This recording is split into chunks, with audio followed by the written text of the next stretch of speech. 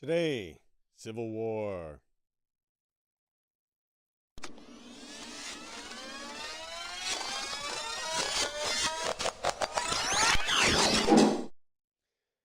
Yes, that's right. Civil War. It is inevitable. Or is it? Actually, Elon here was talking about England. But hey, welcome back, everybody. Welcome back to the show. Listen, sorry I was gone for so long. The power was out. We had a hurricane. Internet's been out like, I don't know, 15 of the last 20 days. It's been ridiculous. But I'm going to try to tune back in as often as possible here, like at least once a day, just to try to give you an update and a little bit of perspective on whatever. Today we're talking about the alleged civil war, or what could happen after the election. All right. A lot of people have been talking about this. This is why I'm addressing it. The idea is no matter what happens in November, the other side's going to be so pissed off, they're going to pick up arms and attack. So I'm going to tell you why that's not going to happen. Here's why. If you look back at the causes of the last Civil War, I mean, hey, we had another Civil War, right? We had one. So there's precedent. But the reason at that time that there was a civil war is because it was an existential threat to one of the parties. And they attacked the United States government in order to what they thought was defend themselves, their livelihood. I mean, it was their livelihood for thousands and thousands, millions of people. We're not in that situation today. Let's go over it a little bit. Assume for a minute that the Republicans win. First of all, assume either side wins. Is there enough about the winning in and of itself to pick up arms? If the Republicans win, well, look, when we look back over the last few elections, you can see that there's clearly unrest after, no matter who's elected at this point. Unfortunately, the election means too much these days. There's a little bit too much at stake, too much money, too much central control, and so people are willing to go out and express themselves. And I think it's pretty clear that the Democrats are more willing to use violence than the Republicans. I'm sure there's a lot of Democrats who would disagree with me on that one because of the January 6th. I'm sure they think it's an insurrection, but it wasn't. It was a bit of a riot, but it wasn't like the burning of the courthouse or anything. And or even the 2016 riots after Trump was elected the first time. So if Trump wins, there would be some riots, but it's not like they're going to attack the United States government. What would they get from that, right? So then once Trump is theoretically in office, what's the worst thing he could possibly do to the Democrats? Let's go with national abortion ban, right? Let's just say, for whatever reason, he goes, whatever, he just says, hey, you know what? I'm just going to ban abortion nationally. Forget the fact that he said he wouldn't or whatever. He just does it. Well, you got to have a Congress for that. You got to have both houses. Let's assume that he does have both houses. And you have the Supreme Court. You're still probably not going to get away with it. The reason being is because the most recent Supreme Court ruling basically sent the issue down to the states. The states are in charge of things like health. And so the federal government would, of course, have to tie any law to interstate commerce, which they can do really easily these days. But is it going to survive scrutiny of the Supreme Court after the recent rulings on abortion? I don't think so. So I don't think that you could do a nationwide ban right now. I think it's going to be a state issue for the coming decades. So let's say something else. Repeal and replace Obamacare. Let's just say they decided to repeal and replace Obamacare. Well, that just means somebody else gets the cash, right? A different group of doctors from the ones that the Democrats are endorsing now gets the cash, which is pretty much what always happens whenever there's elections going on. I'm just checking the feed here. Man, it's been crazy here. No internet. I tried to do a show through my iPhone hotspot, but that didn't work. Anyway, repeal and replace Obamacare. Even let's assume that they repealed it completely and just went free market, which it's never going to happen. But in the Democrats' worst nightmare, that's what happens. Healthcare goes free market. Well, then a bunch of people are returned their money, ostensibly. I mean, it doesn't have to be. I mean, I suppose they could spend the money on a different war or something. But if you were going to go that major on something, you would either have to replace it, and that is just redistribute the money a different way, same but different socialist medical program, or you'd have to give it back to the people.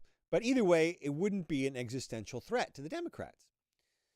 And even, by the way, let's go back 1 second. I wanted to just touch on the last thing. Even if they got through a national abortion ban for whatever reason, it still wouldn't be an existential threat to the Democrats. That is to say, there'd be a lot of people pissed off, a lot of young girls, a lot of dads, whatever it is, but it wouldn't be the type of thing that you could attack the federal government for. Let's see what else they could do. End Medicare, Medicaid, Social Security. The libertarians are drooling over that thought. But first of all, they would never do it. But this hypothetical is about what theoretically would happen if they could. So let's assume that they did end Medicare or public health. They ended Social Security. Again, that money would just go back to the people. So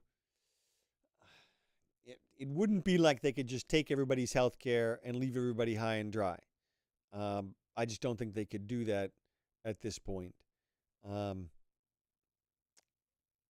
If they did, people would certainly be wary of taxes, that's for sure. What about declare it a Christian nation? What about if Trump just was like, you know what, we're a Christian nation? You couldn't do it, okay? You couldn't do it because you need a constitutional amendment.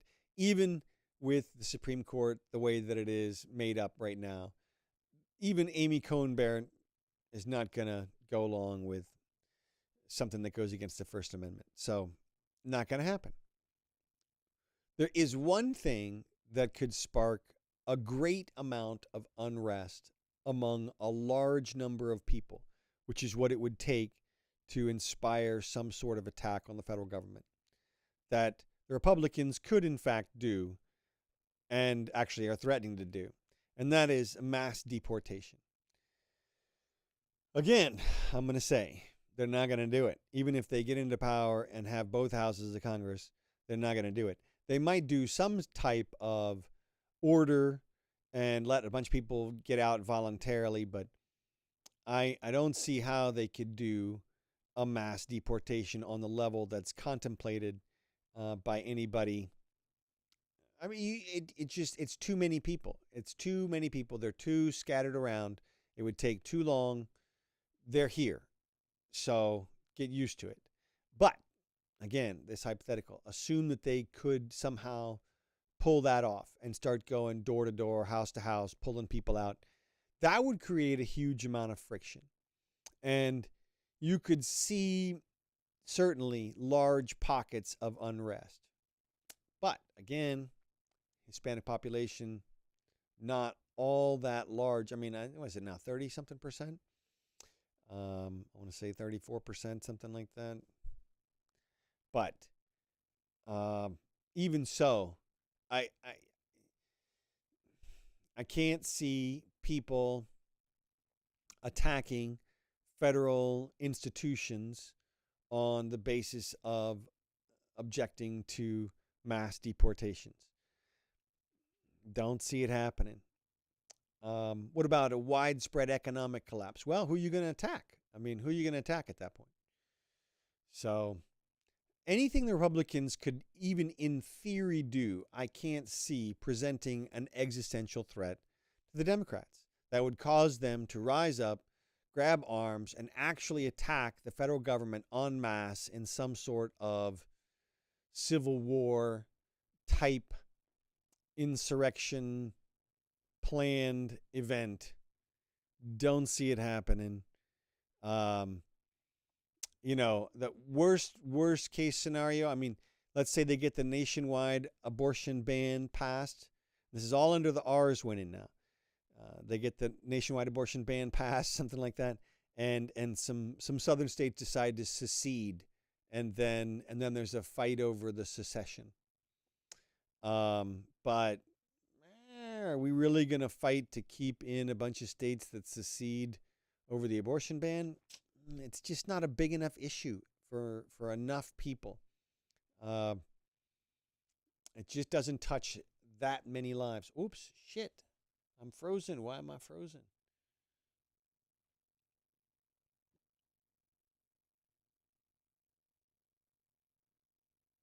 Hold on, I'm going to try to restart here.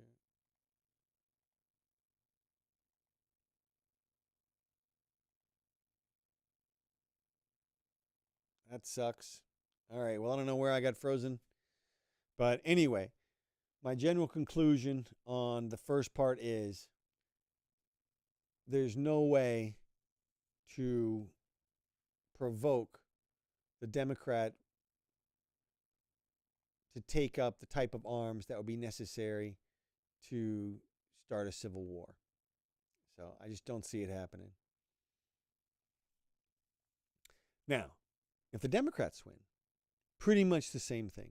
What could they possibly do? Cut energy, increase spending, do some prison reform. Let's say they did open immigration, right? Open immigration, just wide open borders. Well, what are you going to do? Who are you going to rise up against? I mean, I know they sent, a bunch of truckers went down to the border, but it's just not a big enough issue. You're just not going to get people. I mean, there's practically an open border right now. People aren't exactly up in arms, and they wouldn't be no matter what the Democrats do. Let's think of some more things. All right, well, I'm going to skip to the big one. The big one is the Democrats actually do have one issue that if they were to promote to the fullest extent that they often advertise they would like to, could in fact provoke a civil war type of response. And that is the guns. If they were to actually announce a gun confiscation program, a gun collection program, that would be the type of thing you would see an incredible amount of unrest among the people during the collection process. But, again, you would need a constitutional amendment. You couldn't even do it with court packing. Even if you packed the freaking court completely, the Kamala wins, they put 15 new people on the court, you're still not getting past the fact that the Second Amendment is there. It's there. And so it's just not happening. But if they were to try something like that, that would be the type of thing that could, in theory, provoke the level of response, because that would be considered an existential threat by a lot of people. So each side has basically one issue that, were they able to promote it to the hilt, could, in theory, maybe provoke a big enough response. Not so much the Republicans, but the Democrats could, in theory. But in the real world, even they couldn't get that through. And in the real world, none of this stuff is happening much anyway, right? Because in the real world, probably all of this stuff is controlled by the deep state anyway. And civil war would be terrible for business. Regular war, on the other hand, is quite good for business. And by all accounts, it does seem at this point that we are controlled by the military industrial complex operators who are making a lot of money off of the theoretical World War III. And even if Ukraine wins, we prevail there, well, then it would be on to China because we got to keep the money flowing to those people. I don't think there's anybody who really believes that Joe Biden is in charge right now. And I don't think anybody, well, if people who think about it, they'll realize that nobody is putting Kamala in charge either. She can't handle the big moments. And you need somebody in place who can do that. So my guess is that there's definitely behind the scenes operators and they're going to keep the war going, but not a civil war. Not a civil war. Now, how we get out of that situation, that's a different situation. That's a different discussion. But I just wanted to come and talk about the Civil War and say, hey, look, probably not. Probably not. Because there's really nothing that either group would be willing to go to war against the other one about. Except, as I said, a gun confiscation or a mass deportation, maybe. The former, yes. Guns could do it, but they couldn't do it without a constitutional amendment. The Constitution does actually protect us. It needs to be strengthened and enhanced and broadened, really. That's the way. That's at least one way forward. If we could do that remarkably, they're still held to that somehow. So, anyway, sorry it took me so long to get back. But man, without power, it's real hard to do a podcast. I'll tell you that. So anyway, I got other stuff that I'll come back at you with real soon. Hopefully a little bit more fun. And we'll talk soon.